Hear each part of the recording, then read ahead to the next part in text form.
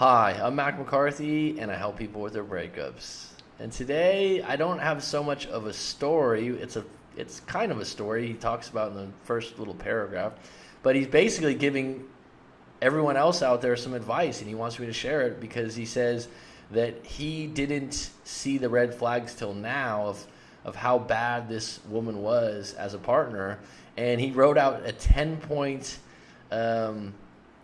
point-by-point red flags to look for, when you're dating someone or you're starting to see them and over time. And I think it's really cool because basically he's giving us some pointers out there rather than just asking me for information, which I do, and I it's a privilege.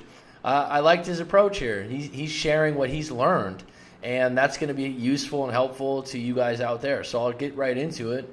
And for starters, thank you. Hi, Coach. Thank you for your outstanding, insightful videos. Well, thank you for sending this one. I really like what you did. I went through a fairly recent breakup with my high school dream girl. We got together over 20 years later, dated quick, and lived together for 3 years before the breakup. So he didn't say she broke up with him. It started out great. Love bombing. I haven't used that word before, love bombing, but I think I know what you mean, like the honeymoon. I could go no wrong. I could do no wrong. What followed was a nightmare. Dun, dun, dun, dun, dun, dun, dun, dun, dun. Right? This is the turning point in the story. Here is a list of the red flags she showed that I ignored because of her good looks. Well, it's easy to ignore red flags when there's good looks involved. All of those bad traits later were turned against me. Maybe you can present them as red flags for men to watch out for in a video. I'm going to do it right now. And for anyone else out there that has something like this or really wants to share something, please send it to me. I'd be more than happy to share it in a video if it's useful or helpful information such as this. At this point, I want to heal as fast as possible. The breakup was 9 months ago. Please help. Here are the ignored red flags I encountered over the first 90 days. Wow, this is I think it's actually therapeutic for you to write this out and realize what went wrong for the next relationship, and you're being self-aware also. So thank you for that. I think this is good. Number 1, talks about how cruel or abusive their exes were to them on your first date, sharing a history of bad breakups that include restraining orders and violence. Talking bad about your exes, really bad, is usually a reflection on the individual. If this was common for them to deal with,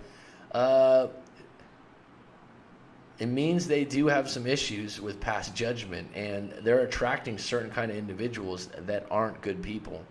So it could be just by chance that they had one, but the fact that they stayed in the relationship and didn't get out right away, that is a red flag.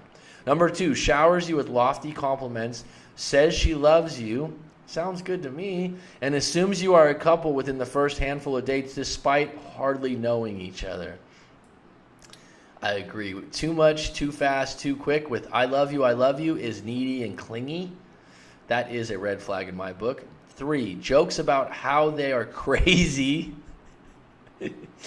Any identity statement, if she's saying, I'm crazy, her subconscious is going to guide her into behavior that whatever she defines as crazy, which I don't know if I want to be with a crazy woman. So yes, that would be a red flag. If she says it, she means it, and it's a warning, he says.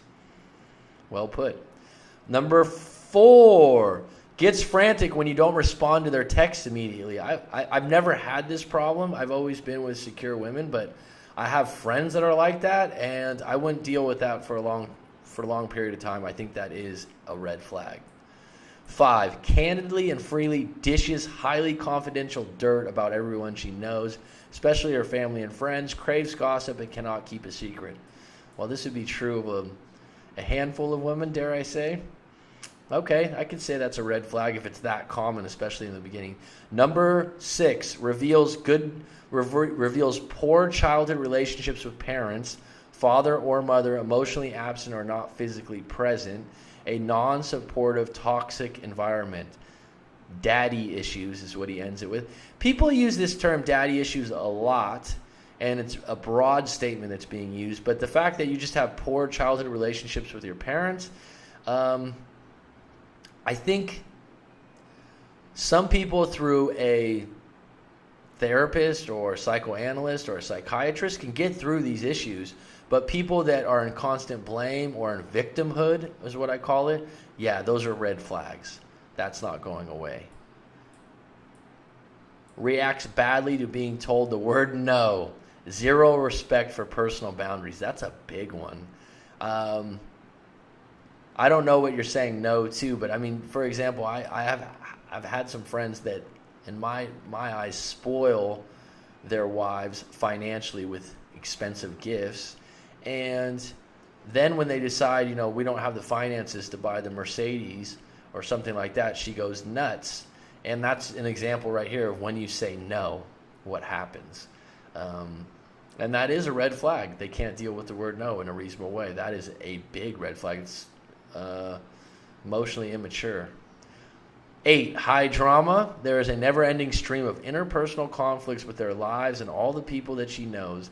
Loud communication forms are common. That's one I hate, is when someone gets loud when you're having a argument or a debate about something and they start raising their voice. That's something that I don't think is needed unless something really wrong was done, and I would agree, red flag.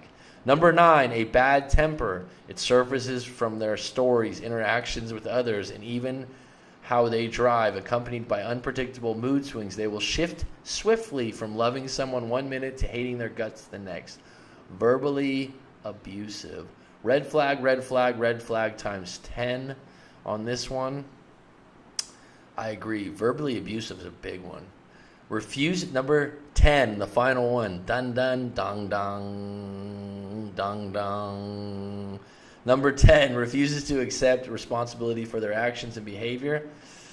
That is so huge. And I'll be honest, I think in my early 20s, I was bad about accepting responsibility of when I was wrong. And really, that's a big growth thing in the self-improvement world, and working on yourself and being self-aware. Having the ability to say, yeah, that was my fault, and finding a way to move on from it. Like a young child, they see nothing as ever being their fault and are terrified of taking blame. Great way to put it. I agree 100%. That is an absolute red flag. Thank you so much for sending these. And if anyone else out there agrees or disagrees with these or has other red flags to add, please put them in the comments, because this, we talk about breakups a lot, but we don't talk about the preventive side of getting into the next relationship and using it as a lesson. So I hope that helps you out there. Please visit writemac.com if you got a breakup story to tell, or you'd like to share something with the audience out here, such as this, some tips, some useful things, such as 10 red flags to look out for in your next relationship. I really appreciate it. Thank you.